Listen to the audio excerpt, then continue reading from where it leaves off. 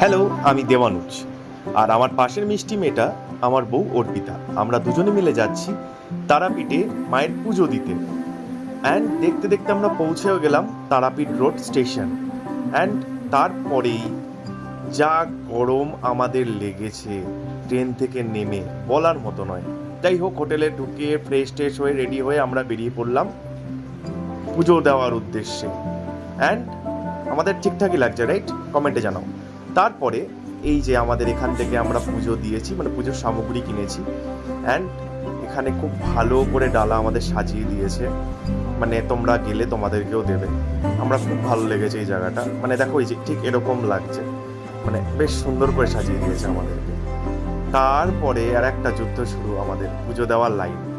এই যে পুজোর লাইনে দাঁড়িয়ে আছি দুজন, অনেকক্ষণ ধরে লাইনে দাঁড়িয়ে দাঁড়িয়ে দাঁড়িয়ে আমরা ক্লান্ত হয়ে গেলাম, কিন্তু মায়ের কথা বলে ভেবে জয় মা তারা বলে আমরা পুজো দিয়ে বেরিয়ে পড়লাম। এই যে আমরা পুজো দেওয়া কমপ্লিট। আজকের এই ভিডিওটা তোমাদের কেমন লাগলো সেটা আমাদের কমেন্টে জানাও।